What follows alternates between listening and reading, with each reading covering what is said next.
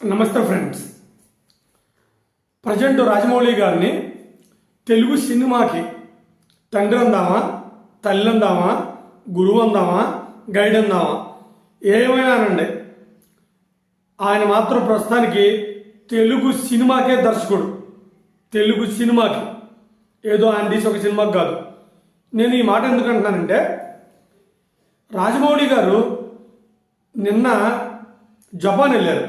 Japan, China, అలా Germany కొన్ని దేశాలు విజిటింగ్కి వెళ్ళారు. ఎందుకు వెళ్ళారు? తన కొడుకు కార్తికేయ ఒక డాక్యుమెంటరీ సినిమా తీశాడు. ఆ డాక్యుమెంటరీ సినిమా దేని గురించి? RRR గురించి.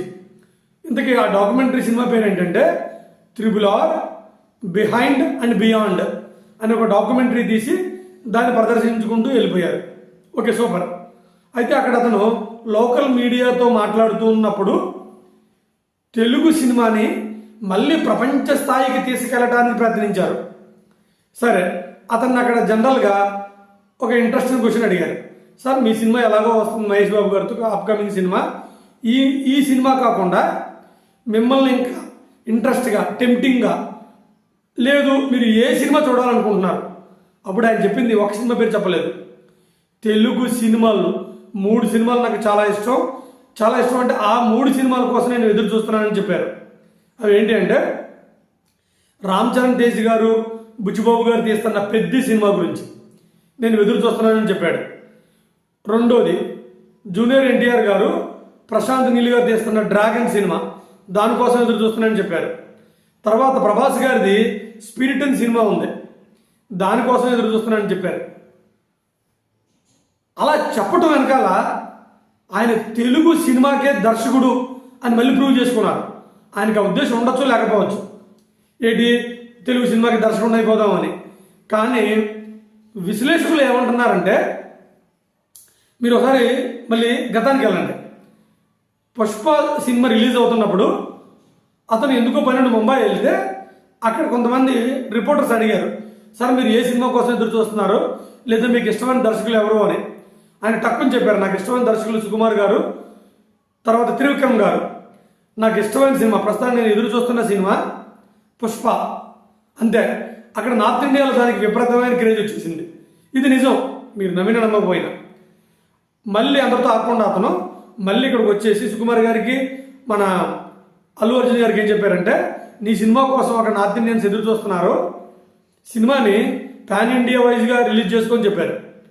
అప్పుడు ఆయన మాటని వీళ్ళు తీశారు.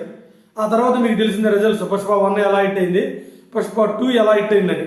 సేమ్ అతను మళ్ళీ ఇప్పుడు తన ఒక్క సినిమానే చూసుకోకుండా తెలుగు సినిమాని ప్రమోట్ చేస్తున్నారు. అందుకు నేను రాజమౌళి గారిని తెలుగు సినిమాకే దర్శకుడు అని చెబుతున్నాను నేను. ఇప్పుడు కూడా అతను మహేష్ బాబు గారు ఈయన సినిమానే దాన్ని ప్రమోట్ చేసుకోకుండా ఎన్టీఆర్ గారి సినిమాని, రామ్ చరణ్ తేజ్ సినిమాని, ప్రభాస్ గారి సినిమాని ప్రమోట్ చేశారు. మీరు అనుకోవచ్చు, సార్ వాళ్ళకి ఆల్రెడీ ఇతను ప్రమోట్ చేయడం ఏంటి, వాళ్ళు వరల్డ్ వైడ్గా సూపర్ స్టార్స్ కదా అని. మీరు అక్కడ పప్పులో కాలేస్తున్నారు. వరల్డ్ వైడ్గా సూపర్ స్టార్ని చేసింది వీళ్ళ ముగ్గురిని రాజమౌళి గారు. అంతకుముందు మన సినిమాలు 70 కోట్ల వరకు ఆగిపోయాయి. మన రాజమౌళి గారు తీసిన మగధీరుడు అనే సినిమా రామ్ చరణ్ తేజ్ గారితో 70 కోట్లు కలెక్ట్ చేసి అప్పటి వరకు ఉన్న సౌత్ ఇండియన్ రికార్డులను బ్రేక్ చేసింది. అంటే సోషియో ఫాంటసీ కానీ, జానపద కథలను కానీ, లేకపోతే మన జానపద అండ్ సోషియో ఫాంటసీ సినిమాలను కానీ అతనే ఊపిరి ఊదారు. ఫర్ ఎగ్జాంపుల్ ఈగ సినిమా, అది సోషియో ఫాంటసీ, సూపర్ అది. తర్వాత మగధీర ఒక జానపద లేదా ఇమాజినేషను. తర్వాత బాహుబలి, ఇలా అతను, లేదా RRR హిస్టారికల్, ఇలా అతనే ఈ తెలుగు సినిమాలకి ప్రాణం పోసాడు, ఊపిరి ఊదాడు. మళ్ళీ ఆటల్ని అతనే పాపం భుజాన్ని వేసుకొని ప్రమోట్ చేస్తున్నారు. అందుకు I call him, is the director for Telugu cinemas, not only ఈ సినిమా. నాకు ఎక్కడ ఆనందం వేసిందంటే, అతను మళ్ళీ ఈ 3 సినిమాలను ప్రమోట్ చేయడానికి వెళ్ళినట్టు ఉంది. అందరితో ఆకుండా బుచ్చిబాబు గారు అంటే ఎవరు, మన పెద్ద సినిమా డైరెక్టర్, అతని గురించి కూడా చాలా గొప్పగా పొగిడారు. తీసింది 1 సినిమా 2 సినిమాలేనండి, కానీ ఒక 20-30 సినిమాలు తీస్తే ఒక డైరెక్టర్కి ఎంత పట్టు ఉండిద్దో అంత పట్టు అతనికి ఉంది. అది నాకు చాలా ఆనందంగా ఉంది అని ఆ డైరెక్టర్ని కూడా భుజాన్ని వేసుకున్నారు. అంటే ఆల్రెడీ ప్రశాంత్ నీల్ గారి గురించి చెప్పాల్సిన అవసరం లేదు, ఈజ్ ద ప్రూవ్డ్ డైరెక్టర్. ఆ తర్వాత స్పిరిట్ డైరెక్టర్, ఆయన గురించి కూడా చెప్పాల్సిన అవసరం లేదు, ఈజ్ ఆల్సో ప్రూవ్డ్. మరి ఎవరు ఇప్పుడు కొంచెం వీళ్ళిద్దరితో పోల్చుకుంటే వెనకబడి ఉంది? బుచ్చిబాబు గారు, పెద్ద సినిమా డైరెక్టర్.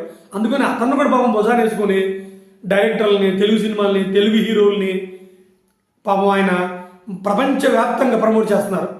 అందుకు నేను రాజమౌళి గారిని ఆయన తెలుగు సినిమాకే డైరెక్టర్ అని పిలుస్తున్నాను. Is the director of Telugu cinema, not only his own cinema. నిజంగా అతను చేస్తున్న ఆ మంచికి, అతను చేస్తున్న ఆ ముందు చూపుకి నాకైతే చాలా ముచ్చటేసింది. నిజంగా రాజమౌళి గారు మీకు నమస్కారం. మనస్ఫూర్తిగా మా తెలుగు సినిమా తరపున మీకు కృతజ్ఞతలు. I'm saying thanks to you. మీకు కృతజ్ఞతలు చెప్పుకుంటూ సెలవు తీసుకుంటున్నాను.